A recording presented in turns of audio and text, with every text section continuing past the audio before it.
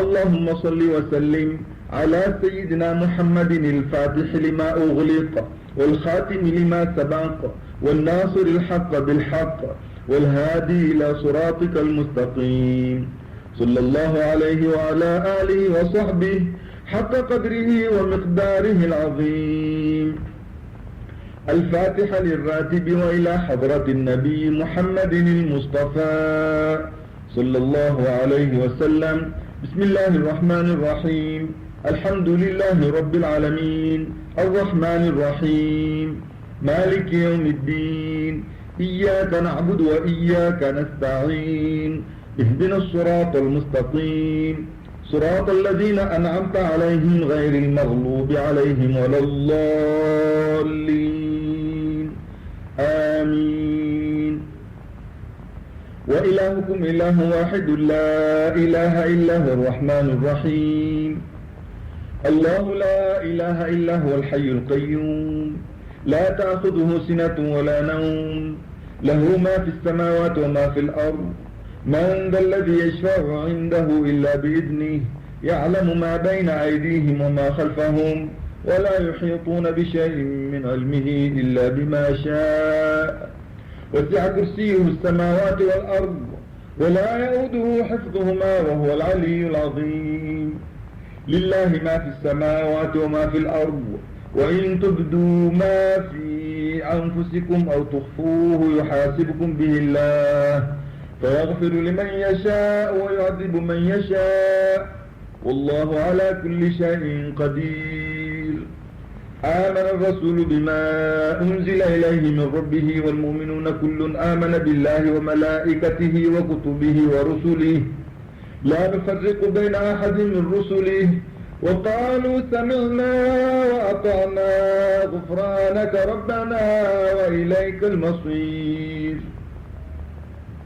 لا يكلف الله نفسا إلا وسعها لها ما كسبت وعليها ما اكتسبت.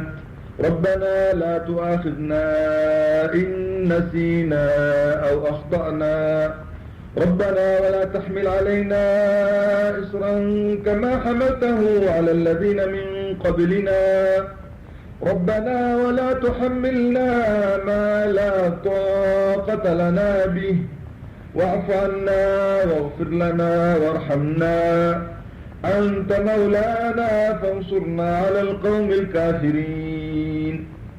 لا إله إلا الله وحده لا شريك له له الملك وله الحمد يحيي ويميت وهو على كل شيء قدير. لا إله إلا الله وحده لا شريك له له الملك وله الحمد يحيي ويميت وهو على كل شيء قدير. لا إله إلا الله وحده لا شريك له له الملك وله الحمد يحيي ويميت وهو على كل شيء قدير. سبحان الله والحمد لله ولا إله إلا الله والله أكبر. سبحان الله والحمد لله ولا إله إلا الله والله أكبر. سبحان الله والحمد لله ولا إله إلا الله والله أكبر. سبحان الله وبحمده سبحان الله العظيم. سبحان الله وبحمده سبحان الله العظيم. سبحان الله وبحمده سبحان الله العظيم. ربنا اغفر لنا وتب علينا إنك أنت التواب الرحيم.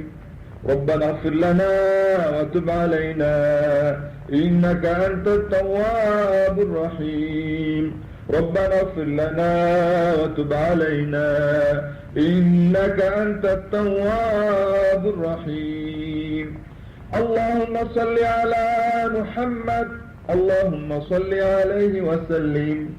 اللهم صل على محمد اللهم صل عليه وسلم.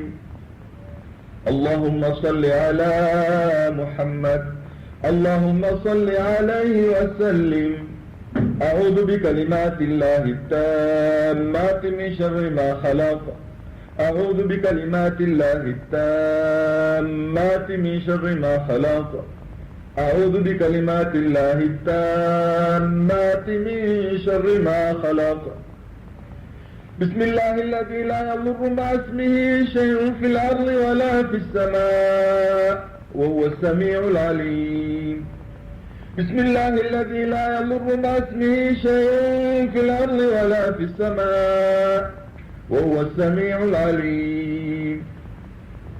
بسم الله الذي لا يضر مع اسمه شيء في الأرض ولا في السماء وهو السميع العليم. رضينا بالله ربا وبالإسلام دينا وبمحمد نبيا. رضينا بالله ربا وبالإسلام دينا وبمحمد نبيا. رضينا بالله ربا وبالإسلام دينا وبمحمد نبيا. بسم الله والحمد لله والخير والشر بمشيئة الله. بسم الله والحمد لله والخير والشر بمشيئة الله. بسم الله والحمد لله والخير والشر بمشيئة الله. آمنا بالله واليوم الآخر تبنا إلى الله باطنا وظاهر. آمنا بالله واليوم الآخر تبنا إلى الله باطنا وظاهر. آمنا بالله واليوم الآخر تبنا إلى الله باطنا وظاهر. يا ربنا واعف عنا وامحو الذي كان منا. يا ربنا واعف عنا وامحو الذي كان منا. يا ربنا واعف عنا وامحو الذي كان منا. يا ذا الجلال والإكرام أمتنا على دين الإسلام. يا ذا الجلال والإكرام أمتنا على دين الإسلام. يا ذا الجلال والإكرام أمتنا على دين الإسلام. يا ذا الجلال والإكرام أمتنا على دين الإسلام. يا ذا الجلال والإكرام أمتنا على دين الإسلام. يا ذا الجلال والإكرام أمتنا على دين الإسلام. يا ذا الجلال والإكرام أمتنا على دين الإسلام. يا قوي يا متين اكف شر الظالمين. يا قوي يا متين اكف شر الظالمين. يا قوي يا متين اكف شر الظالمين. أصلح الله أمور المسلمين صرف الله شر المؤذين. أصلح الله أمور المسلمين صرف الله شر المؤذين. أصلح الله أمور المسلمين صرف الله شر المؤذين. يا علي يا كبير يا عليم يا قدير يا سميع يا بصير يا لطيف يا خبير. يا علي يا كبير يا عليم يا قدير يا سميع يا بصير يا لطيف يا خبير. يا علي يا كبير يا عليم يا قدير يا سميع يا بصير يا لطيف يا خبير. يا فارج الهم ويا كاشف الغم يا من لعبده يغفر ويرحم. يا فارج الهم ويا كاشف الغم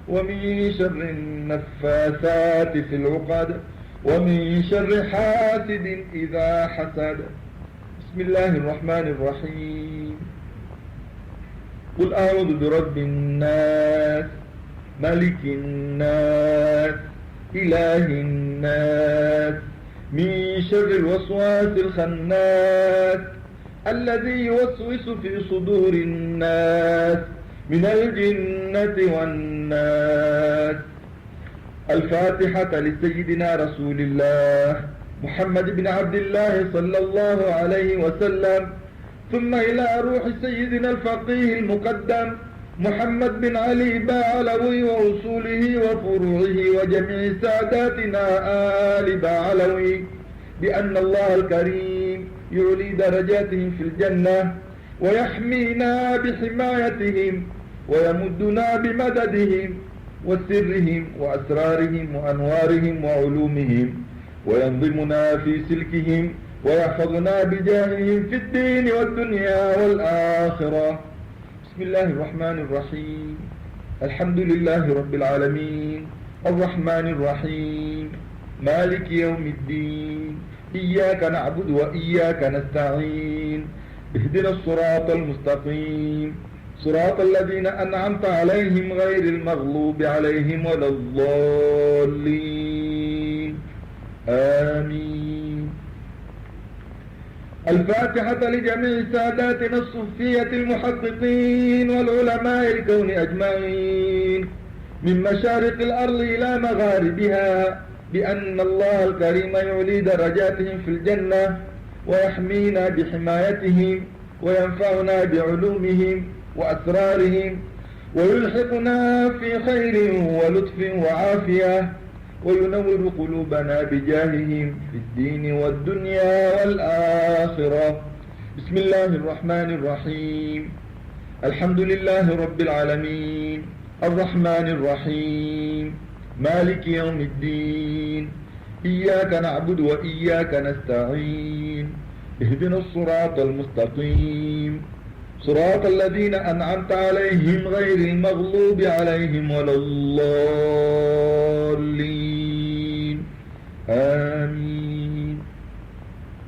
الفاتحة لصاحب الراتب قطب الإرشاد وغوث البلاد والعباد سيدنا الحبيب عبد الله بن علوي الحداد وأصوله وفروعه وجميع ساداتنا آل بعلوي، بأن الله الكريم يعلي درجاتهم في الجنة ويحمينا بحمايتهم ويلطف بنا فيما جرت به المقادير بجاههم في الدين والدنيا والآخرة. بسم الله الرحمن الرحيم. الحمد لله رب العالمين الرحمن الرحيم مالك يوم الدين إياك نعبد وإياك نستعين اهدنا الصراط المستقيم صراط الذين أنعمت عليهم غير المغلوب عليهم ولا الضالين آمين.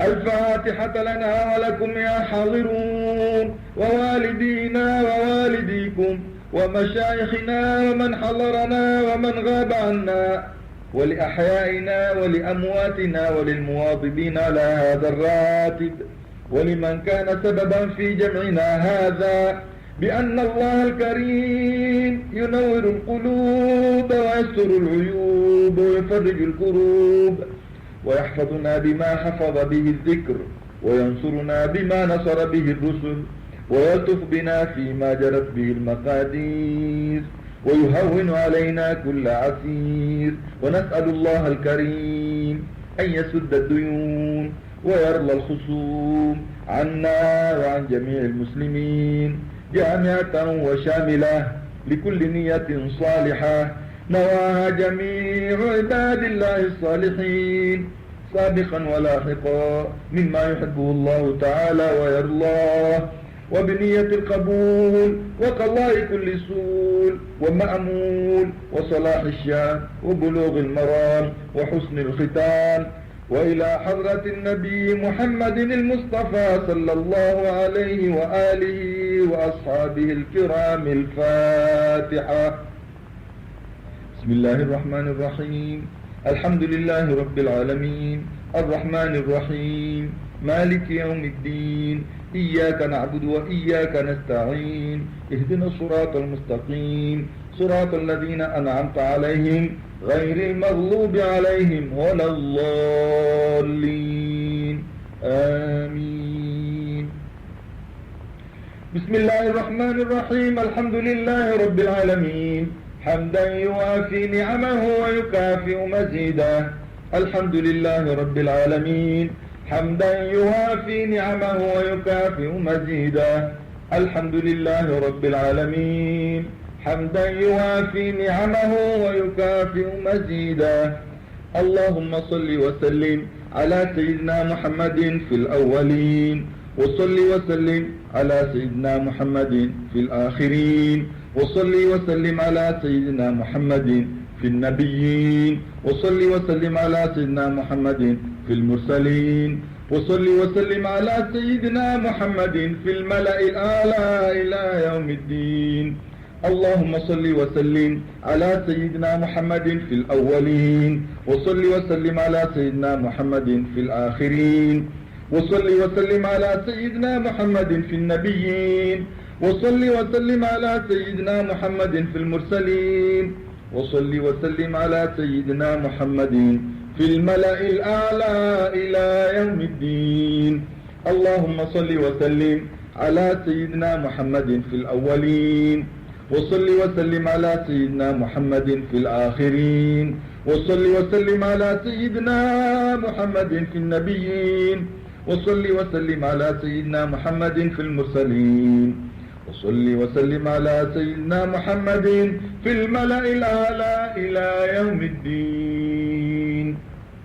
اللهم إنا نسألك من الخير كله عاجله وآجله ما علمنا منه وما لم نعلم ونعوذ بك من الشر كله ما علمنا منه وما لم نعلم ونسألك الجنة وما قرب إليها من قول وعمل ونية واعتقاد ونعوذ بك من النار وما قرب إليها من قول وعمل ونية واعتقاد ونسألك مما سألك منه عبدك ونبيك محمد صلى الله عليه وسلم ونستعيذك مما استعاذك منه عبدك ونبيك محمد صلى الله عليه وسلم. اللهم وما قضيت لنا من أمر فاجعل عاقبته رشدا يا أرحم الراحمين. اللهم إنا نسألك رضاك والجنة ونعوذ بك من سخطك والنار. اللهم إنا نسألك رضاك والجنة ونعوذ بك من سخطك والنار. اللهم إنا نسألك رضاك والجنة ونعوذ بك من سخطك والنار. يا عالم السر منا لا تهتك الستر عنا وعافنا واعف عنا وكلنا حيث كنا. يا عالم السر منا لا تهتك الستر عنا وعافنا واعف عنا وكلنا حيث كنا. يا عالم السر منا لا تهتك الستر عنا وعافنا واعف عنا وكلنا حيث كنا. يا مغيث أغثنا واصرف عنا السوء. يا مغيث أغثنا واصرف عنا السوء. يا مغيث أغثنا واصرف عنا السوء. يا مغيث أغثنا واصرف عنا السوء. يا مغيث أغثنا واصرف عنا السوء. يا مغيث أغثنا واصرف عنا السوء. يا مغيث أغثنا واصرف عنا السوء. يا الله بها يا الله بها يا الله بحسن الخاتمة. يا الله بها يا الله بها يا الله بحسن الخاتمة، يا الله بها، يا الله بها، يا الله بحسن الخاتمة عند الموت. أشهد أن لا إله إلا الله وحده لا شريك له، وأشهد أن محمدا عبده ورسوله. آمنت بالله وملائكته وكتبه ورسله وباليوم الآخر وبالقدر خيره وشره. صدق الله وصدق رسوله، صدق الله وصدق رسله. آمنت بالشريعة وصدقت بالشريعة، وإن كنت قلت شيئا خلاف الإجماع رجعت عنه. تبرأت من كل دين خالف دين الإسلام. اللهم إني أؤمن بما تعلم أنه الحق عندك، وأبرأ إليك مما تعلم أنه الباطل عندك. خذ مني جملا ولا تطالبني بالتفصيل. أستغفر الله العظيم وأتوب إليه، أستغفر الله العظيم وأتوب إليه، أستغفر الله العظيم وأتوب إليه. ندمت من كل شر. أشهد أن لا إله إلا الله وحده لا شريك له، وأشهد أن محمدا عبده ورسوله، وأن عيسى عبد الله ورسوله وابن أمته، وكلمته ألقاها إلى مريم وروح منه، وأن الجنة حق وأن النار حق، وأن كل ما أخبر به رسول الله صلى الله عليه وسلم حق، وأن خير الدنيا والآخرة في تقوى الله وطاعته، وأن شر الدنيا والآخرة في معصية الله ومخالفته، وأن الساعة آتية لا ريب فيها، وأن الله يبعث من في القبور. أشهد أن لا إله إلا الله وحده لا شريك له، وأشهد أن محمدا عبده ورسوله.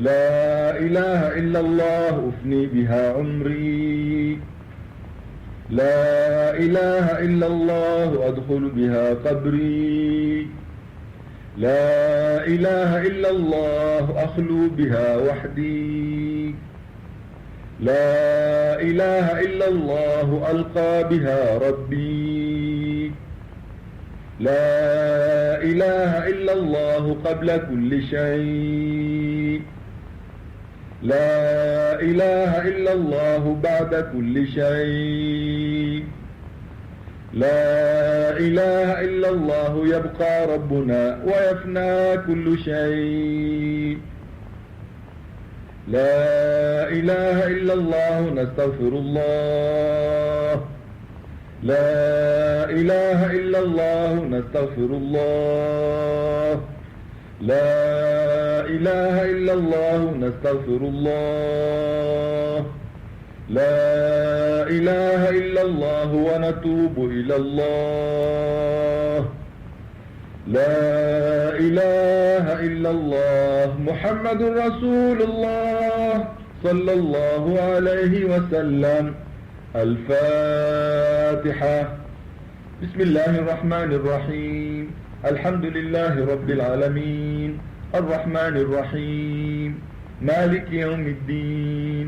إياك نعبد وإياك نستعين. اهدنا الصراط المستقيم، صراط الذين أنعمت عليهم غير المغلوب عليهم ولا الضالين. آمين. اللهم عافنا والطف بنا واحفظنا والمسلمين. اللهم اكفنا وإياهم شر مصائب الدنيا والدين. اللهم عجل بفرجك علينا وعلى كافة المسلمين برحمتك يا أرحم الراحمين. وصلى الله على سيدنا محمد وعلى آله وصحبه وسلم، والحمد لله رب العالمين. الحمد لله رب العالمين، وصلى الله على سيدنا محمد وعلى آله وصحبه وسلم. amma ba'du. Hii tuloisoma ni Ratib al-Haddad, na mwisho ni aqida ambayo kwamba iliyofuatia baada ya kusoma Ratib al-Haddad, nayo ni ya al-Imam الشيخ علي بن أبي بكر السكران بن عبد الرحمن السقاف, ambayo ni ile iliyoanza kwa ashhadu an la ilaha illa Allah wahdahu la sharika lah wa ashhadu anna Muhammadan abduhu wa rasuluhu amantu billahi wa malaikatihi wa kutubihi wa rusulihi mpaka mwisho. Sasa tutaona kutekeleza faida ya Ratib al-Haddad kwa maana hii ni aqida ya as-Sakran.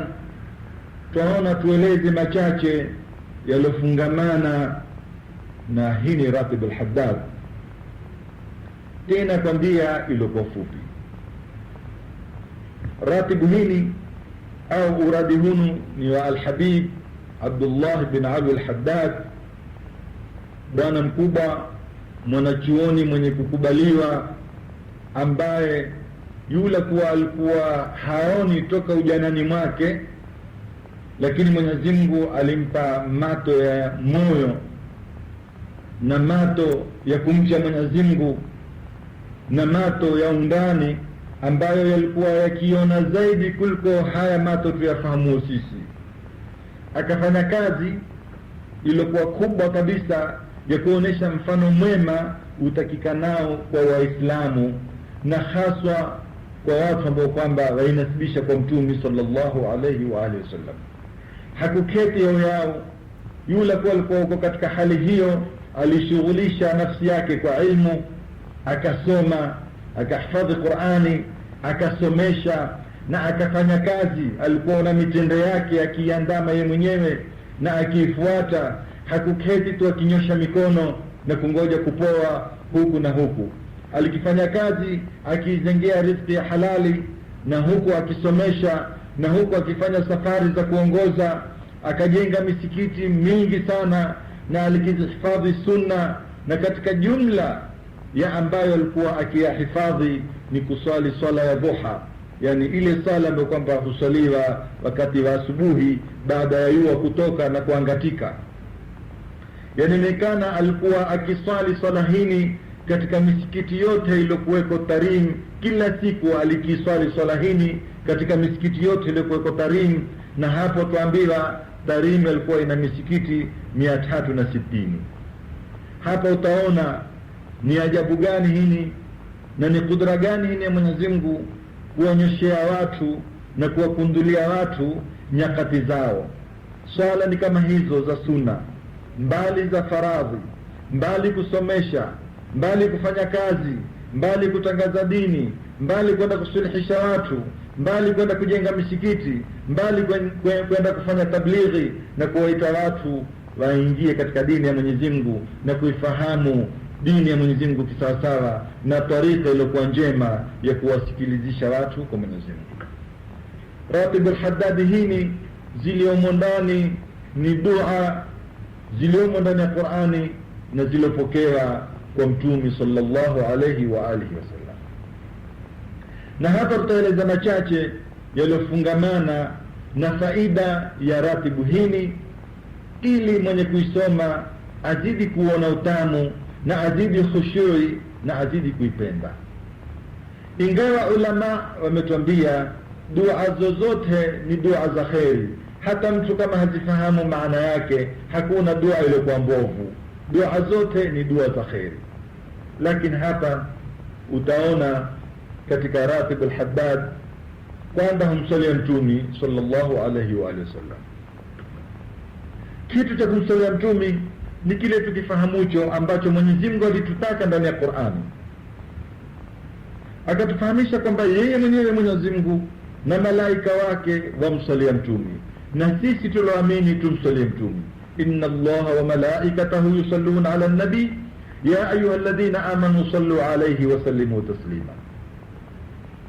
Ukimsalia Mtume mara moja, Mwenyezi Mungu atakusalia mara 10. Ukimsalia Mtume mara 10, Mwenyezi Mungu atakusalia mara 100. Ukimsalia Mtume mara 100, Mwenyezi Mungu atakusalia wewe mara 1000. na ukiwa itakuwa ni kazi yako kila siku kuendelea kumsalia mtume kila siku mara 1000, basi mwenyewe mtume alituambia mtu mwenye kufanya jambo kama hilo lam yamut hatta yara maq'adahu min aljanna, hata kufa mtu huyo mpaka ataona mahala pake peponi. Na akatwambia mtume aula nnasi bi yawm alqiyama aktharuhum alayya salata, watu ambao kwamba nitahusika nao sana, watu ambao kwamba nitakuwa na haja nao sana, ambao watanihusu mno siku ya kiyama ni wale wenye kuniswalia mimi sana. Na akatwambia man taraka salata alayya faqad akhta'a tariq aljanna, mtu aliyewata kumsalia mtume sallallahu alayhi wa alihi wasallama huyo ameikosa njia ya peponi. Sala mtume ni ile ambayo yeye mwenyewe mtume alitwambia kullu du'ain mahjubun baina as-sama'i wal ard la yurfa'u illa bis-salati alayya, kila dua yoyote ambayo utamwomba Mwenyezi Mungu huwa imesimama baina ya mbingu na ardhi, haipandi mbinguni mpaka umsalie mtume sallallahu alayhi wa alihi wasallam. Na ndiye ikawa ni bora kila mwanzo wa dua umsalie mtume, na katikati ya dua umsalie mtume, na mwisho wa dua umsalie mtume, ili na yale maombi yako katika dua yawe yatatukuliwa na swala mpaka kusikilia kwa Mwenyezi Mungu. Mtume sallallahu alayhi wa alihi wasallam aliwahusia sana masahaba zake na sisi umma wake tumsalie mtume, hasa siku ya Juma na usiku wake, na akatwambia fa inna salatakum ma'rudatun alayya, swala yenu itakuya kwangu. Nisaliani siku ya Juma na usiku wa Juma, yani siku ile ya Hamisi kupambakia Juma, fanyeni sana kumsalia mtume, kwani swala yenu itasikilia kwangu. Masahaba wakamwambia mtume, ya Rasulullah, swala yetu itasikilia kwako na wewe umekwisha kufa, umekwisha kutakalika, umekwisha kuoza mifupa yako? Mtume akawajibu masahaba, inna Allaha harrama ala al-ardi an ta'kula ajsad al-anbiya, Mwenyezi Mungu ameharimisha ardhi, ni haramu hii ardhi kula ziwiliwili za mitume. Ziwiliwili za mitume ziko salama, al-anbiya'u ahya'un fi quburihim yusallun, mitume wote wako hai katika kabri zao na wasali. Katika Ratibul Haddad kuna kusoma Qur'ani kwa jumla, Fatihatul Kitab, yani alhamdulillah mpaka mwisho. Kuna wa ilahukum ilahu wahid, kuna ayatul kursi na aya 3 za mwisho katika suratul Baqara. Ama alhamdulillah suratul Fatiha, kwanza Qur'ani kwa jumla, Qur'ani yoyote ukisoma kwa jumla, mtume atuambia man qara'a al-Qur'ana falahu bikulli harfin 10 hasanat, mwenye kusoma Qur'ani kila harfu moja atapata thawabu 10. La aqulu alif lam mim harf, sineni li alif lam mim ni harfu, lakini alifu ni harufu na lamu ni harufu na mimu ni harufu. Ukisoma alif lam mim umesoma harufu 3, una hasanati 30, una thawabu 30, una mema 30, na kurufaisha daraja 30, na kufutiwa dhambi 30. Na yoyote mwenye kusoma Qur'ani kama sura aliyotuambia Mtume sallallahu alayhi wa alihi wasallama, na akaihifadhi, yataka asisahau, sababu hakuna kosa kama mtu kupoa aya ya Qur'ani kisha akaisahau. Na siku ya kiyama watu wataambiwa somani Qur'ani na mupande, yani daraja zenu, ngazi zenu za kupandia peponi ni kwa kadiri ya zile aya ulizihifadhi za Qur'ani. Utaambiwa iqra warqa, soma upande kile ukipatacho cha moyo cha Qur'ani na ambacho umekihifadhi na ukakisoma siku ya kiyama, basi ndizo daraja zako za peponi. Suratul Fatiha ni sura ya zunguo, ni dawa, ni kwa ile nia uliyoisomea. Ukisoma Fatiha kwa nia yoyote uliyoikusudia, Mwenyezi Mungu atakutimizia insha Allah Taala ile nia yako. Na ndio tukawa sisi kila wakati tukimaliza taa, tukimaliza ibada, tukifanya kheri yoyote, huwa tukitia Fatiha kumpekea mtumi, sababu ile ibada na ule uongofu, ule Uislamu, lau si yeye Mtume sallallahu alayhi wa alihi wasallama hatangaliupata. Na ndio ile asili ya kutiwa Fatiha, maana tunaona hatuna cha kumlipa Mtume, hatuna fadhila za kumlipa Mtume. Mtume umetuongoza, umetuonesha njia ya haki, basi huwa tukitia Fatiha yende kwa hadrati nabi, yani al-Fatiha, tusoma Fatiha ila hadrati nabi, yani msikilie Mtume na kwa nia fulani na kwa haja fulani, na kwa ajili hiyo huwa tukiamini kwamba Mwenyezi Mungu atatujibu, sababu Mtume alituambia muombeni Mwenyezi Mungu wa antum muqinuna bil ijaba, na ilhali nyinyi mnayakini kwamba mtajibiwa. Lenye kuharibu dua ni kule mtu kunena mimi huomba sijibiwi, mimi huomba sijibiwi. Wewe ukiomba omba na huku unayakini Mwenyezi Mungu atakujibu. Suratul Fatiha kama sura tulonena ni kwa ile nia uloisoma. Suratul Fatiha alipowa Mtume wetu siku ya Mi'raji mbinguni, yeye na Mola wake huko katika arshi tukufu. Suratul Fatiha ni dawa, ukimsomea alikuwa na maradhi Mwenyezi Mungu humpa afya. Suratul Fatiha ni zunguo, ukimsomea mtu alikuwa na maafa, alikuwa na shida, alikuwa na maradhi, Mwenyezi Mungu humpa afya na akampa nguvu. Na hili la kumsomea mtu suratul Fatiha au kumsomea Qur'ani yoyote kwa nia Mwenyezi Mungu ampe afya na yeye una maradhi, haimpingi mwanadamu pia kutumia na dawa za kiwiliwili, sababu mwanadamu ni kiwiliwili na ruhu. Akishikwa na maradhi afaa kutumia dawa za kiwiliwili, sindano, dawa za kuipaka, dawa za kunywa, hazipingani na dawa za kiruhu ambazo ni Qur'ani na dua zilizokuwa njema. Kwa ajili hiyo ilipokuwa kiwiliwili ni kiwiliwili na ruhu, basi kikishikwa na maradhi hapana uovu wowote kukifanyia dawa ya kiwiliwili na dawa ya kiruhu. Pamoja na kuamini ile dawa ya kiwiliwili pia na hii dawa ya kiruhu pia, mwenye kuponesha ni yeye mwenyewe Mwenyezi Mungu. Kwa ajili hiyo ikiwa Mwenyezi Mungu ndiye mwenye kuponesha, basi ile dawa ya kiwiliwili na dawa ya kiruhu ndio ya Mwenyezi Mungu huwa ni sawa sawa. Jambo lenye kusikitisha ni mtu ambaye kwamba mchache wa akili akawa yeye hatafahamu, akaona mtu akiwa hawezi, nenda kampige sindano bana, usikete kumzungua. Lile zunguo ni amri ya Mwenyezi Mungu, hawaiti kitu kile Mtume atakikubali au hatakikubali. Wakanena twende tukamuulize Mtume, wakae mpaka kwa Mtume sallallahu alayhi wa alihi wasallama. Mtume akamwambia nioneshani mumefanya kitu gani. Alipoonesha Mtume akamwambia hakika hilo ndilo zunguo, na nipani na mimi fungu langu, na akateka kisa Mtume.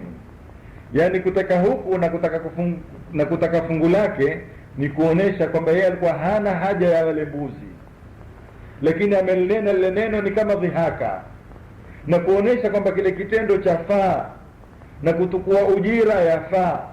Na hapa tukipeleleza tutaona hawa maswahaba watakuwa wamezua hili zunguo, bali wamemzungua mtu hata si Muislamu kamwe. Ule mkubwa wa kijiji alikuwa hata si Muislamu kamwe, na ikasihi na akanufaika kwa Qur'ani tukufu, sababu Qur'ani ni dawa, na wale watu ambiao ni dawa ya ujinga. Pia sisi tukubali Qur'ani ni dawa ya ujinga, ni dawa ya kututengeza, ni dawa ya kutupa ilmu, na ni dawa ya kiwiliwili pia, sababu ikiwa haitoweza kufanya na dawa ya kiwiliwili itakuwa haikukamilika Qur'ani kwa ni dawa, na ni muhali Qur'ani kutokamilika kwa ni dawa, sababu Mola alituambia Qur'ani ni dawa, wa nunazzilu min al-Qur'an ma huwa shifaa'un wa rahma ila akhir al-aya. Katika Ratib al-Haddad hini kusoma ayatul kursi. Wama adraka ma ayatul kursi, nini ayatul kursi? Mtume sallallahu alayhi wa alihi wasallam alituambia hakuna aya tukufu iliyoteremka katika Qur'ani kama ayatul kursi. Mwenye kusoma ayatul kursi kila kimaliza swala ya faradhi, basi lilompinga kuingia peponi ni kuwa hayafa tu, kwa maana akifa atashikia peponi. Na hapa atanidhihirikia kiswa kilichofungamana na ayatul kursi chenye kuonyesha kwamba mwenye kuisoma ayatul kursi nyumbani kwake hangii shetani. Wakati mmoja Mtume sallallahu alayhi wa alihi wasallam alimwatia Abu Huraira, sahaba katika masahaba wakubwa, aliwatia tende ya zaka kuishikia zamu usiku. Kulikuwa kumekuwa tende nyingi imewekwa kwenye makawanda, na Abu Huraira akawa huishikia zamu usiku. Mwida akaya mtu akatukua ile tende. Alipotukua ile tende, Abu Huraira akamshika, akamwambia, mimi nitakupeka kwa Mtume, kwani kutukua tende ya watu? Ule mtu akamwambia, niwata, usinipeke kwa Mtume, mimi ni mtu maskini na nina vijana na nina aila, nina ukoo nyumbani waliokuwa maskini, na nakuahidi kesho sitarudi tena. Abu Huraira akamsikitikia kwa jitihadi yake, akamuata yule bwana. Asubuhi alipopambana na Mtume huyu Abu Huraira, kabla Abu Huraira kumweleza Mtume habari ya usiku, Mtume alimwambia Abu Huraira, hela nipa habari ya mtu wako yana usiku. Mtume ameze kuyuzwa ghaibu, ameze kufahamishwa na Mola, na hapa kuonyeshwa wazi kwamba ayuwa ghaibu ni Mwenyezi Mungu tu, lakini akitaka kumuyuza na mja wake humuyuza. Alimul ghaibi fala yudhiru ala ghaibihi ahada illa man irtadha min rasul. Hakuna ambao kwamba huoneshwa ghaibu ya Mola ila aloteuliwa na Mwenyezi Mungu katika mtume. Bila shaka na mtume wetu ni mmoja aloteuliwa, akawa ameje kujua habari ya usiku. Abu Huraira akamwambia, habari ni kama ulionieleza Rasulullah, amekuja mtu usiku, umetukua tende, nimemshika, amenambia tafadhali niwata, mimi nazjana, ni maskini na sitarudi tena. Mtume akamwambia, hoyo amekwambia hatarudi, lakini na yeye atarudi. Abu Huraira iliposikia usiku ule mtu wake akatukua tena tende. Abu Huraira akamshika ule bwana, akamwambia, usinishike, mimi nazjana, mimi nina watu nyumbani, ni maskini na hakika sitarudi. Abu Huraira akasikitika, akaingiwa na kite, yani masikitiko, akamwata. Asubuhi Abu Huraira akapambana na Mtume. Mtume akamuuliza, je, habari ya mtu wako? Akamwambia, amekuja ya Rasulullah. Mtume akamwambia, silikwambia kwamba na yeye atakuya? Abu Huraira akamwambia, lakini yeye ameniambia hatakuya. Mtume akamwambia, na yeye atakuya. Usiku ukaya na ule mtu akaya, akatukua tende. Abu Huraira akamshika, akamwambia, sasa sitakuata mpaka nikupeke kwa Mtume. Juzi waliniambia hutokuya tena, ukaya. Yana ulikuya ukanambia yeye hutokuya tena, umekuya. Sasa sikuati mpaka nikupeke kwa Mtume. Ule bwana akamwambia, tafadhali niwata, mimi ni nazjana, mimi ni maskini, na nakuahidi sasa sitorudi tena, na nitakupa zawadi ukiniwata, yani zawadi hii itakufaa kabisa nyumbani kwako. Abu Huraira akamwambia, utanipa zawadi gani? Akamwambia, wewe niwata na mimi sitarudi, na nakwambia nitakupa faida ya hii ayatul kursi. Hii ni ayatul kursi, mwenye kuisoma basi nyumbani kwake mtu ule hangii shetani. Abu Huraira akamwata. Asubuhi akapambana na Mtume. Abu Huraira akamweleza Rasulullah, ule mtu yana alikuya, na Mtume alikuwa amekuyua kwa amekuya. Akamwambia, ya Rasulullah, ule mtu amekuya na ametukua tende na nimemshika na amenambia nimuate na hatorudi tena sababu ni maskini, na amenipa faida kwamba mwenye kusoma ayatul kursi nyumbani kwake hangii shetani. Mtume akamwambia, ama yeye amekwambia kweli, na yeye ndiye shetani wa wenyewe. Huyo alokupa hiyo dua ndio shetani, na amekwambia kweli, na yeye ni mrongo. Sadaqaka wa huwa kadhub, amekwambia kweli na ili hali yeye tabia yake siku zote ni mrongo. Basi mwenye kusoma ayatul kursi nyumbani kwake hangii shetani.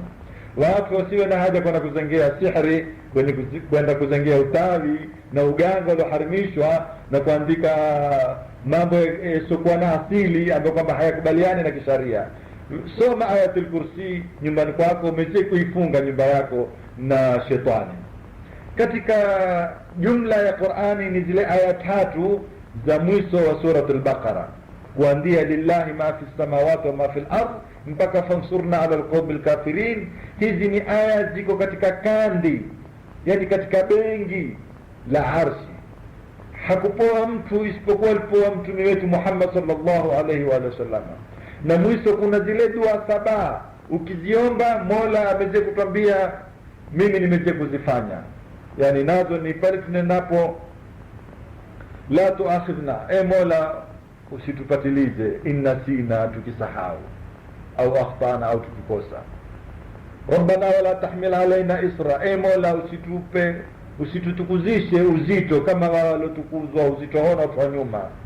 Rabbana wala tuhamilna ma la taqata lana be, Mola usitubebeshe, yani usitutweshe ambalo hatuliwezi. Wa'fu anna, tusamehe. Waghfir lana, utufutie dhambi. Warhamna, uturahamu. Ya sita hiyo, anta maulana fansurna ala alqawmi alkafirin, utunusuru na hawa maqaumu watu ambao kwamba ni makafiri.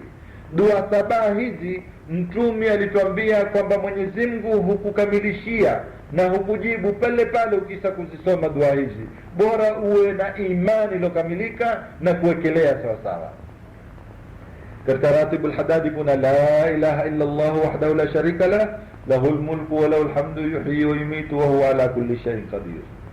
Hii ina faida kubwa. Mwenye kuieta asubuhi mara 3, Mwenyezi Mungu humhifadhi mpaka usiku, na kuieta usiku Mwenyezi Mungu kuhifadhi mpaka asubuhi. Na imekuwa kama pokezi mengine kuwetwa mara 10, na ina thawabu zake huoni kama ule watumwa huri, tena wale nasibika na kizazi cha Nabii Allah Ismail. Katika Ratibul Hadadi kuna kile ambacho kwamba chafuatia cha subhanallah walhamdulillah wa la ilaha illa Allah wallahu akbar. Yani subhanallah, yani wamtakasa Mwenyezi Mungu hapa, yani utukufu wa kutakasika na kila maovu ni wa Mwenyezi Mungu. Yani Mwenyezi Mungu hana maovu kabisa, na himdi ni ya Mwenyezi Mungu, yani sifa njema ni za Mwenyezi Mungu. Wala ilaha, wala hapana mola aliyepasa kuabudiwa kwa haki illa Allah, illa Allah, Mwenyezi Mungu. Wallahu akbar, na Mwenyezi Mungu ni mkubwa. Hii huwetwa mara 3, na mwenye kuyeta hii mara moja tu kupandiriwa mti peponi. Kwa hadithi ya mtume wetu Muhammad alipokwenda Mi'raji mbinguni, Nabii Allah Ibrahim alimwambia mtume wetu Muhammad, nisalimia ummati wako, waambie pepo mtanga wake ni mzuri na mai yake ni matamu, na mbeu za kutia miti peponi ni subhanallah walhamdulillah wa la ilaha illa Allah wallahu akbar. Ukieta hili huwa wewe wapandiriwa mti peponi, umetia mti peponi. Kuna bwana mmoja ambaye kwamba alikuwa yeye ni mwenye kufanya dhihaka zisofaa mbele ya mwenye mansabu, mwanachuoni mtukufu wa Kiamu. Mwenye mansabu alikieleza mwenye kueta dua hili hupandiriwa miti peponi. Akaita na dua nyingine zile ambazo kwamba mtu akizieta hujengewa majumba peponi. Huyu bwana akafanya mashara, akafanya dhihaka kwa kumwambia mwenye mansabu, basi sisi tutakuwa na miti mingi peponi, tutakuwa na majumba mengi peponi. Mwenye mansabu akamwambia, lakini kumbuka na mitaimbo, haya majumba usiye ukayavunda.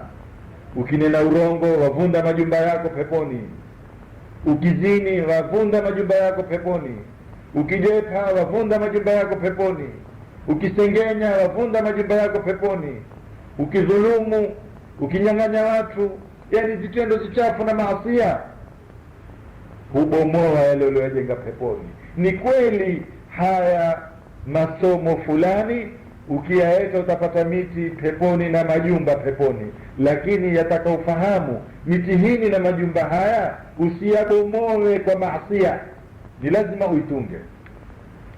Katika Ratibul Haddadi kuna rabbana ighfir lana wa tub alaina innaka antat tawwabur rahim, Mola ighfir lana, tufutie dhambi zetu, wa tub alaina, utakabalie tauba, innaka, hakika yako wewe Mola, anta tawwabu, ndiye lele mwenye kukubali toba, mwingi wa kukubali toba, arrahim, mwingi wa kurahamu.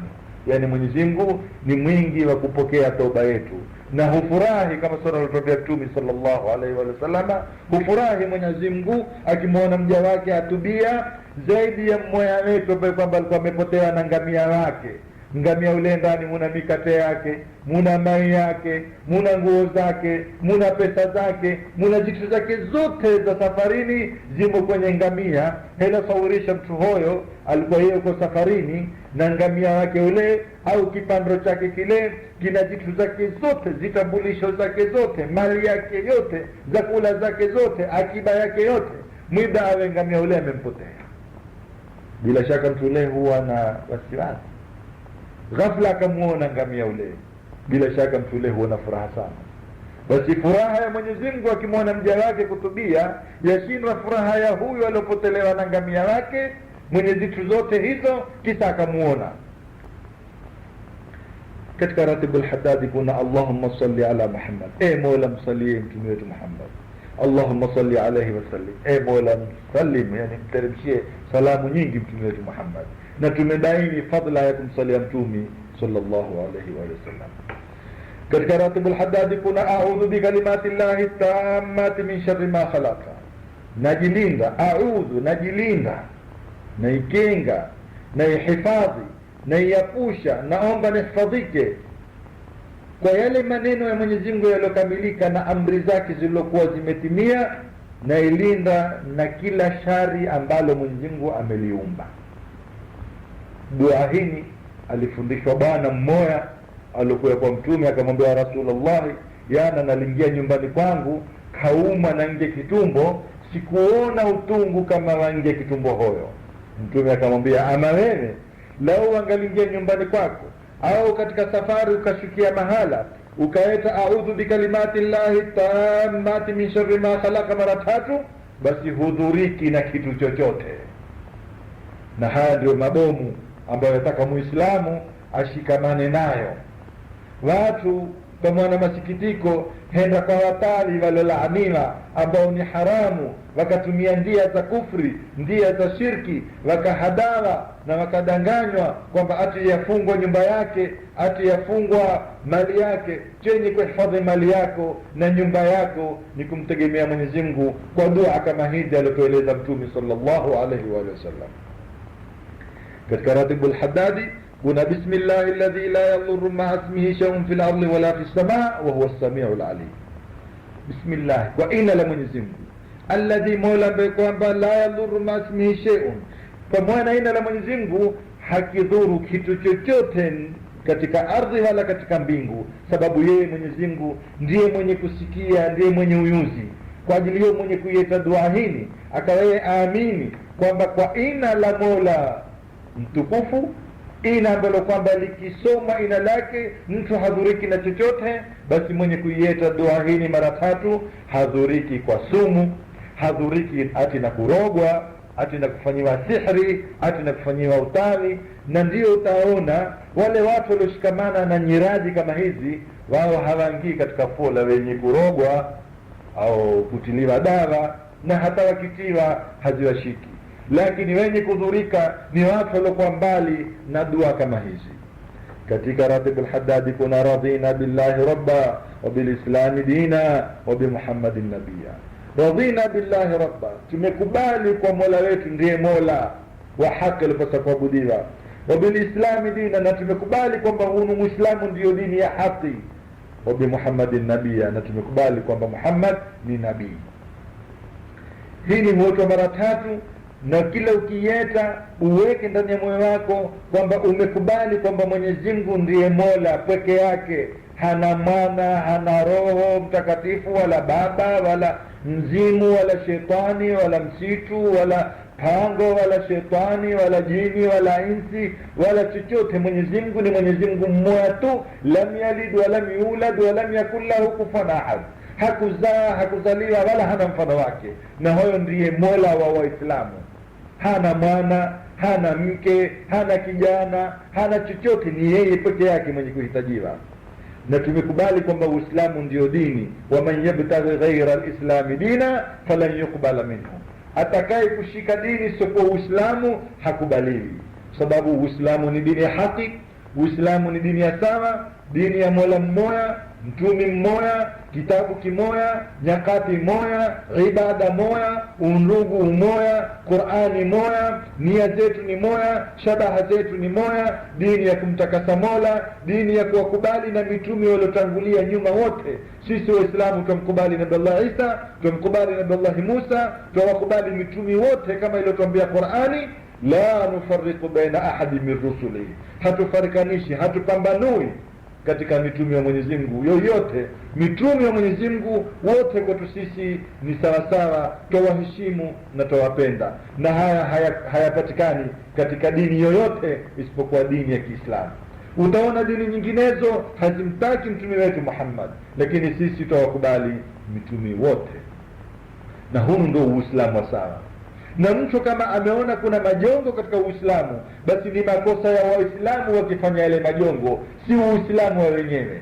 Kwa ajili hiyo tusiutie aibu wala tusiutie kombo Uislamu ikiwa kumepatikana baadhi ya makosa kwa Waislamu, sababu Uislamu ni kitu na Waislamu ni kitu.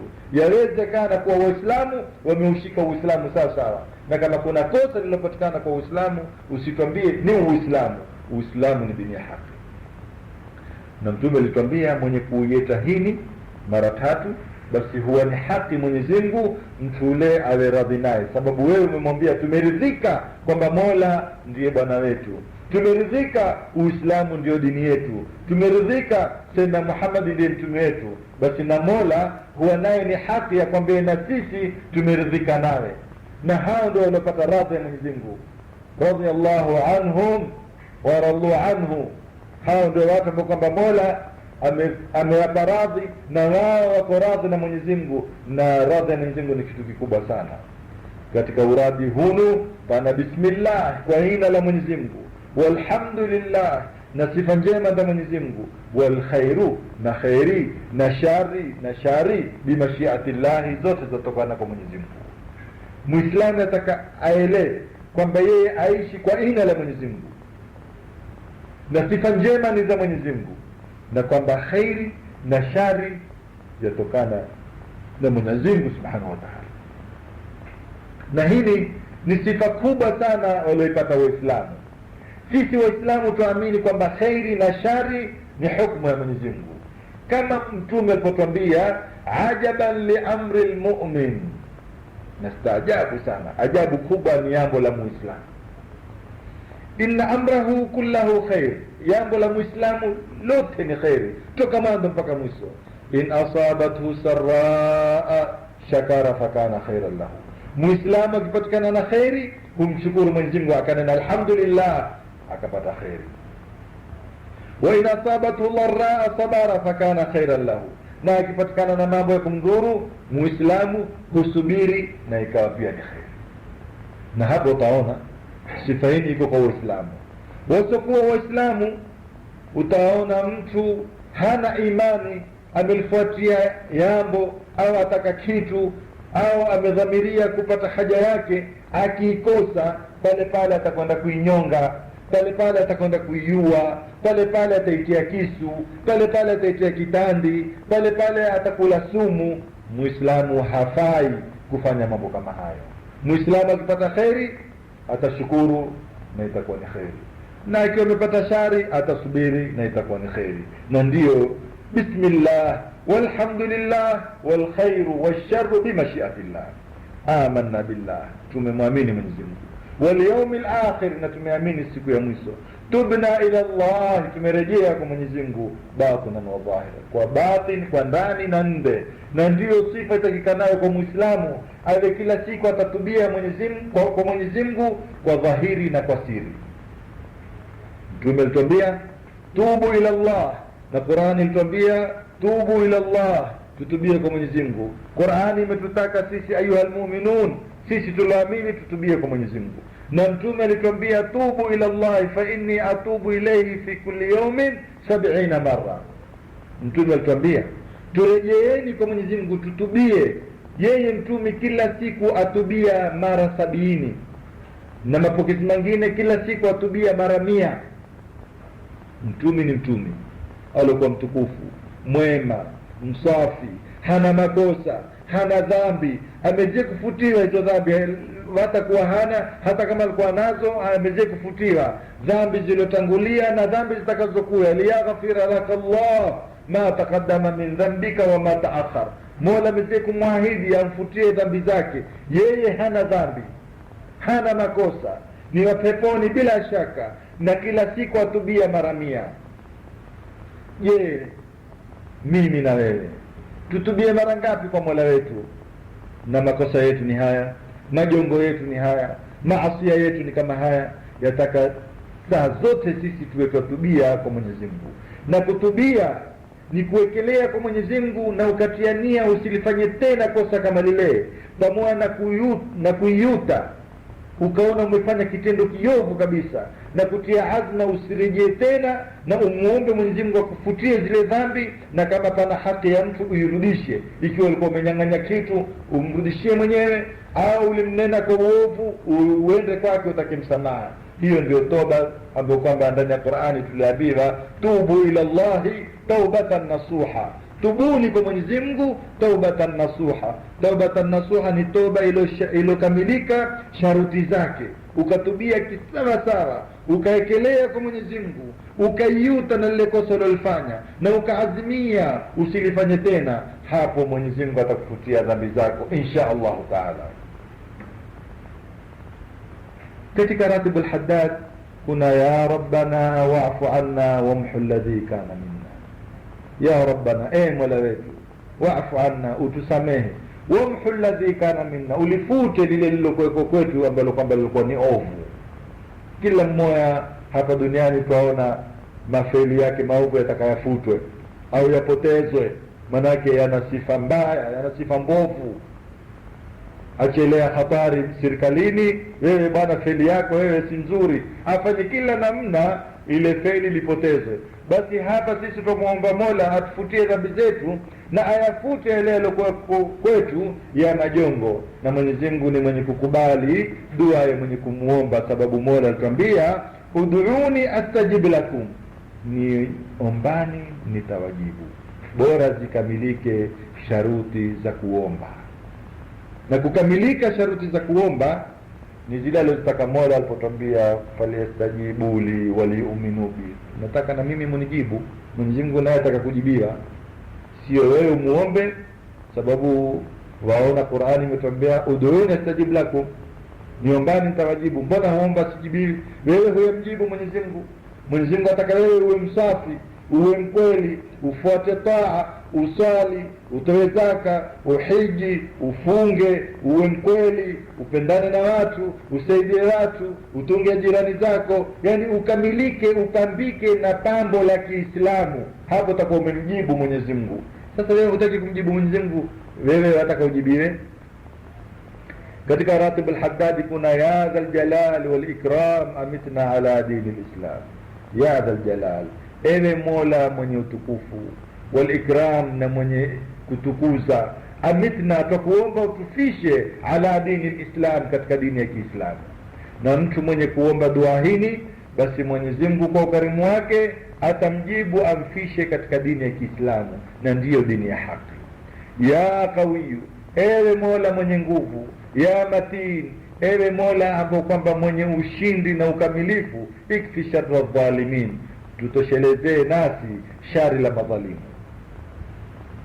Mtu akiwa amedhulumiwa, hata simuombe Mwenyezi Mungu, Mwenyezi Mungu atamnusuru tu maadamu amedhulumiwa.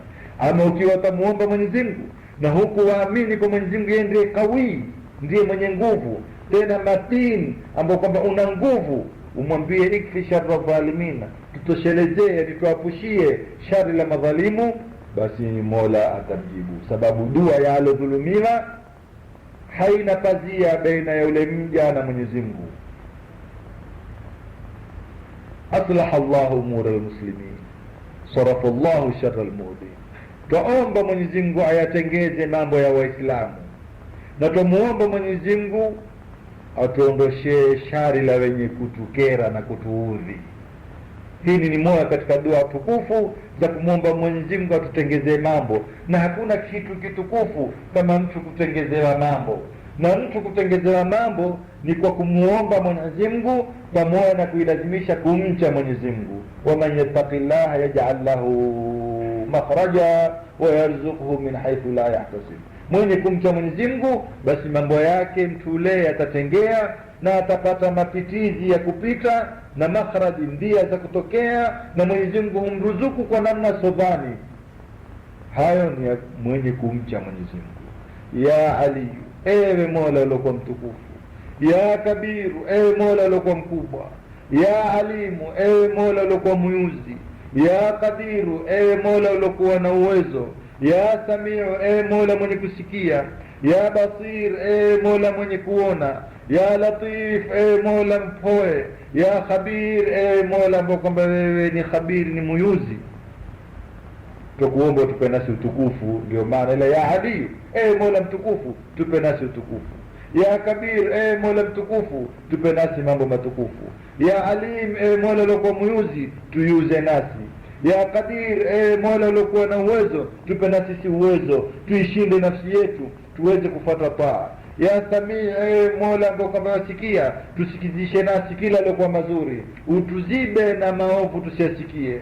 Ya Basir, Mola mwenye kuona, tuoneshe nasi yalokuwa mazuri. Ya Latif, Mola lokuwa mpoe, tutukue na sisi kwa upoe, sababu sisi tuna majongo, sisi tuna makosa, sisi tumedhulumu, sisi hatuendi sawa. Basi na wewe ni Latif, tutukue ni kwa upoe, kwa lutfi yako. Ya Khabir, ewe muyuzi, tupe na sisi uyuzi. Ya Farij alhammi, ewe mwenye kuondosha hamu. Hamu ni jambo hali ya kusikilia. Ya Kashif alghammi, ewe mwenye kuondosha ghamu. Ghamu ni lile jambo limekwisha kukupata. Ya man liabdihi yaghfir wa yarham, Mola ambaye kwa mja wake husamehe na kumrahamu. Ina maana tukuomba Mwenyezi Mungu tuondoshe nasi hamu.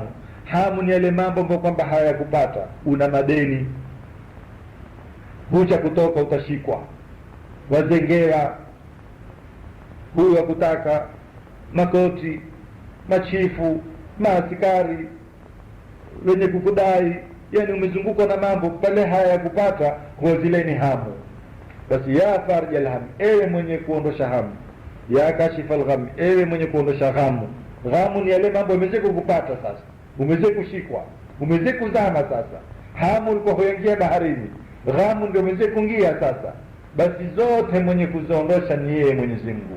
Mwenyezi Mungu ndiye mwenye kuondosha hamu, jambo ambalo hali ya kupata, na ndiye mwenye kuondosha ghamu likikupata. Usione mimi nilikuwa nina hamu, hali yanipata lile jambo, sasa limenipata, kwa utafanya njia nyingine umwate Mwenyezi Mungu. Lile jambo ambalo kwamba hali ya kupata nalo ni hamu, na lile ambalo kwamba limekwisha kukupata nalo ni ghamu, mwenye kuweza kukuondoshea ni Mwenyezi Mungu Subhanahu wa Ta'ala. Astaghfirullah, naomba msamaha wa kufutiwa dhambi. Rabbal baraya, namuomba huyu Mola aloumba ziumba. Astaghfirullah, nataka msamaha kwa Mwenyezi Mungu minal khataya, na makosa. Na istighfari ni kitu kikubwa sana. Man lazama al-istighfara, mwenye kuilazimisha istighfari, ja'ala Allahu lahu min kulli hammin faraja wa min kulli dhiqin makhraja. Mwenye kulazimisha istighfari, basi hamu yako itaondoka na ghamu yako itaondoka. Istighfari ni kitu akipendacho Mwenyezi Mungu. Ukieta istighfari, Mwenyezi Mungu atakupa mali. Ukieta istighfari, Mwenyezi Mungu atakutengezea mashamba yako. Ukieta istighfari, Mwenyezi Mungu atakuletea mivua mizuri na mito mizuri. Ukieta istighfari, Mwenyezi Mungu atakupa vijana. Ukieta istighfari, atakupa kila ulitakalo, kwa dalili ya aya ya Qur'ani iliponena faqultu astaghfiru rabbakum innahu kana ghaffara yursilis samaa alaykum midrara. Yani Nabii Allah Nuhu aliwaambia kaumu zake, eteni istighfari, innahu kana ghaffara, Mwenyezi Mungu ni mwingi wa kusamehe. Yursilis samaa alaykum midrara, Mwenyezi Mungu ataletea mvua. Wa yumdidukum bi amwali, atawapa msaada wa mali. Wa banina, na vijana. Wayaj'al lakum jannatin, atawapa mabustani. Wayaj'al lakum anhara, atawapa na mito. Yani kila ukitakacho wewe ukieta istighfari kwa nia ya Rabbi, mimi naeta istighfari, sitoyanena ni atakayo ni mengi, nitaeta istighfari, basi yote yataingia katika istighfari, na yote yatakamilishwa na yatatekelezwa na utajibiwa kwa baraka na utukufu wa istighfari. Katika Ratibul Haddadi kuna la ilaha illa Allah. La ilaha, hapana mola aliyepasa kuabudiwa kwa haki illa Allah, illa Allah. La ilaha illa Allah alitueleza Bwana Mtumi kutokana na hadithi ya Mola Subhanahu wa Ta'ala kwamba la ilaha illa Allah husni wa man dakhala husni amina min adhabi. Hii la ilaha illa Allah ndiyo ngome ya Mwenyezi Mungu, na mwenye kuingia ngomeni kwa Mwenyezi Mungu, huyo ameaminika na adhabu ya Mwenyezi Mungu. Man kana akhiru kalamihi la ilaha illa Allah dakhala aljanna ala ma kana minhu, mwenye kuwa maneno yake ya mwisho mtu hufa maneno yake ni la ilaha illa Allah, basi mtu huyo ataingia peponi. Yule yale aliyokuwa nayo ya majongo Mwenyezi Mungu ni mpesi wa kumsamehe. Mtu ukimuona katika mwisho wa hayati yake, wakati wa kufa, maneno yake ya mwisho ni la ilaha illa Allah, basi mpe bishara kwamba mtu ule ni katika watu wa peponi. Mtume sallallahu alayhi wa alihi wasallama alituhusia sana tuilazimishe sisi kuweta la ilaha illa Allah, sababu la ilaha illa Allah ndicho kilma kitukufu alichokinena yeye na mitume waliokuwa kabla yake. Ni la ilaha illa Allah ndicho kilma kitukufu alichokinena mtume wetu na ndugu zake mitume waliokuwa kabla yake. La ilaha illa Allah huteketeza madhambi. La ilaha illa Allah huondosha hamu. La ilaha illa Allah ndicho kile kalimatun tayyiba, kilma kizuri ambacho kwamba ni kama mti uliokuwa mzuri, mizizi yake imeenea katika ardhi na imethubutu, imeshika sawa sawa, na matawi yake yako mbinguni, na kimeeta matunda mazuri kila wakati na kila saa. Wewe wapata matunda mazuri katika mti uliokuwa mzuri. Mti mzuri ni kalimati la ilaha illa Allah, na ndicho kile kilma ambacho kwamba Mola alikiita al-husna. فأما من أعطى واتقى وصدق بالحسنى, akasadiki alkalimatu alhusna, kilma kizuri, nacho ni kilma cha la ilaha illa Allah, ukahatimisha kwa Muhammadur Rasulullah, na Muhammad ni mtume wa Mwenyezi Mungu. Baada ya kumalizika hii Ratibul Haddadi, hufuatia Fatiha ambazo kwamba ziliwekwa na baadhi ya ulama kumwombea mwenye Ratibul Haddadi na kuwaombea watu wema waliokuwa na ndia njema na sera waliokuwa mzuri katika ahli albayti na masahaba za mtumi na tabiina wafuasi na ulamai na sufia na wale muhaqiqina na wale masahaba wane na Sayyidina al-Hasani na Sayyidina al-Husaini na jamii ya masahaba za mtumi na kila waliokuwa wema. Kisa huwa Ratibul Haddadi hapo imemalizika kwa kuwetwa zile baki ya dua, kama kumuomba Mwenyezi Mungu kwa dua alokizieta mtumi sallallahu alayhi wa alihi wasallama, kama kule kumuomba Mwenyezi Mungu yale alokimuomba mtume wetu Muhammad sallallahu alayhi wasallama, na kuilinda na yale ambayo kwamba mtume wetu Muhammad sallallahu alayhi wasallama alikuwa akiilinda nayo, na kumuomba Mwenyezi Mungu atupe khairi kullihi ajilihi wa ajilihi, atupe khairi yote ya duniani na ya akhira, ya haraka na ya kuchelewa, yani ya duniani na ya akhira, na kuilinda na shari yote ambayo kwamba tuiua na shari ambayo kwamba hatuishi, shari ambayo kwamba tuifahamu na shari ambayo kwamba hatuifahamu. Wa nas'aluka aljanna, na kuomba pepo, wama qarraba ilaiha au wama yuqarribu ilaiha, na chenye kukurubisha kwenye pepo, min qawlin, cha neno zuri, wa amalin, na amali nzuri, wa nia, na nia nzuri, wa i'tiqadi, na i'tiqadi nzuri. Wa na'udhu bika minan nari, na tuilinda na moto, wama yuqarribu ilaiha, na chenye kukurubisha moto, min qawlin, cha neno, wa amalin, na amali, wa niyatin, na nia, wa i'tiqadi, na i'tiqadi.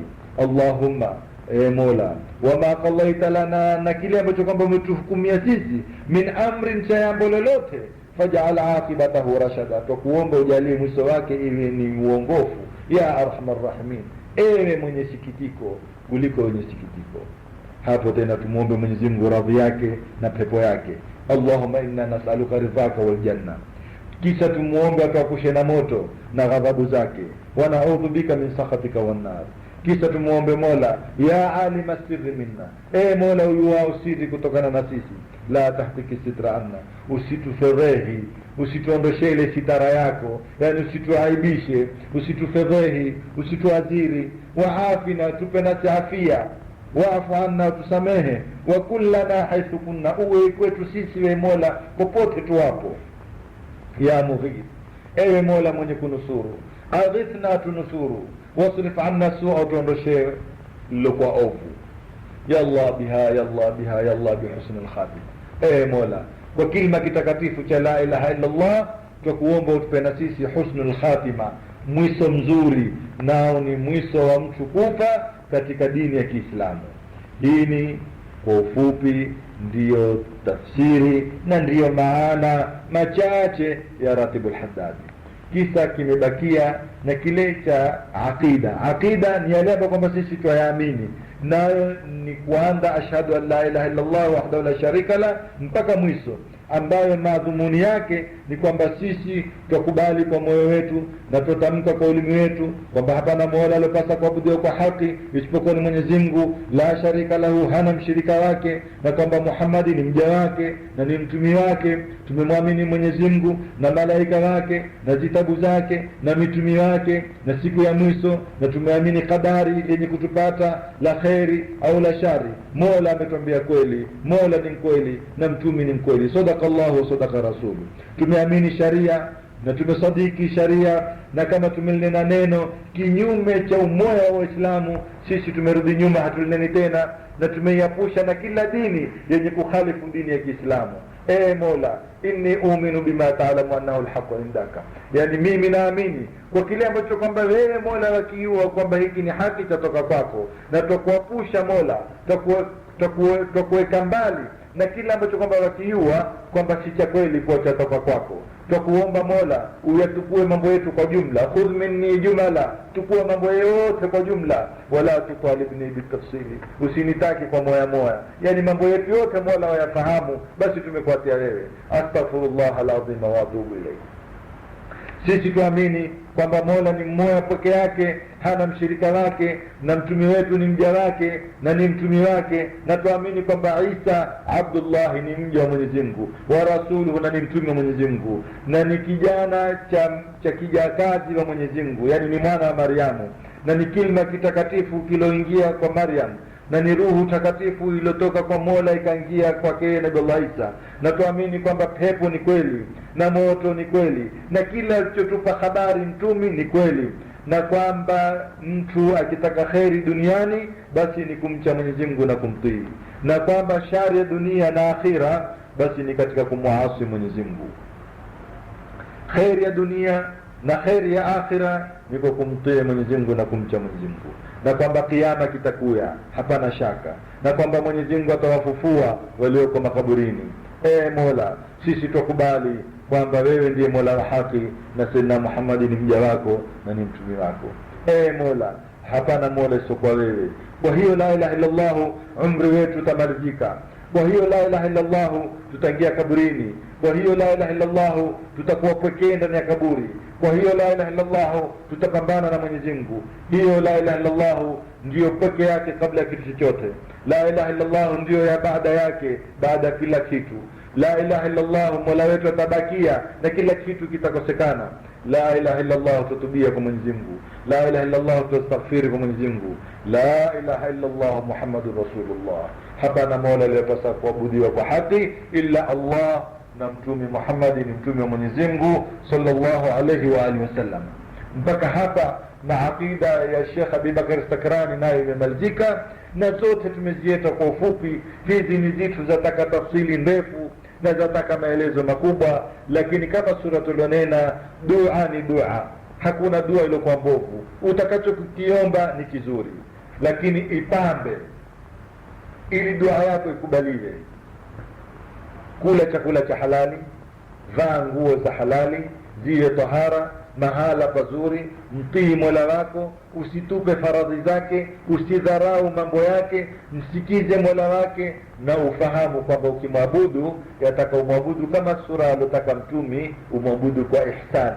Al-ihsanu an ta'budu Allah ka'annaka tarahu fa in lam takun tarahu fa innahu yarak. Ihsani yani kumwabudu Mwenyezi Mungu kwa ihsani, kwa wema, ni kumwabudu Mwenyezi Mungu kana kwamba wamuona Mwenyezi Mungu. Ikiwa wewe Mwenyezi Mungu humuoni, basi yeye Mwenyezi Mungu akuona. Yatakufanya bidii umwabudu Mwenyezi Mungu kana kwamba Mwenyezi Mungu akuona. Hiyo ndiyo ihsani. Ihsani ni kukamilisha sharuti za taa, sharuti za ibada, mahala, chakula, mavazi, nia, i'tiqadi, kutunga wakati. Usizidharau ibada za Mwenyezi Mungu Subhanahu wa Ta'ala. Umwabudu Mwenyezi Mungu kana kwamba wamuona. Ufahamu ukiwa wewe humuoni, basi ndio zidisha kumwabudu kwa uzuri, sababu yeye akuona. Mwenyezi Mungu akatujalia min alladhina yastami'una alqawla fayattabi'una ahsana. Mwenyezi Mungu akatujalia ni wenye kusikia maneno tukafuata lilokuwa zuri.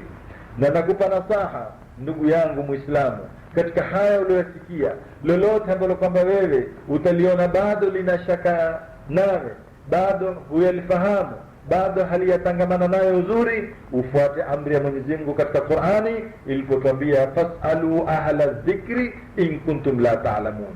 Waulizeni wenye elimu. Adhikri hapa makusudiwa ni elimu, utayo, watu wenye utayo, na utayo ni ilmu. In kuntum la ta'lamun, ikiwa nyinyi hamuyui. Sisi tumelazimishwa tuwarejee ulama, sababu ulama ndio warathatul anbiya. Ulama ndio waliowarithi mitume. Mitume hawakurithiwa kandu wala filana wala mali wala mashilingi wala chochote, lakini mitume walirithisha na wakarithiwa elimu. Mwenye kuwa na elimu huyo amepata mirathi ya mtume, amepata wirathi wa mtume kwa fungu lilokamilika. Basi ndugu yangu Muislamu, pengine katika hayo uliyosikia kuna kitu ambacho kwamba wataka tena tafsiri, basi warejea ulama. Ulama waliokuwa wema, utahadhari na ulama asu. Mtume tuambia kuna watu mimi nina hofu nani kuliko hawa dajjali, nao ni wale ulama waovu ambao kwamba hawaishi namna kumweleza mtu, badala ya kumuongoza watazidi kumpoteza, watazidi kumpotosha, watazidi kumwapusha na ndia za haki, ndia za kurejea kwa Mwenyezi Mungu.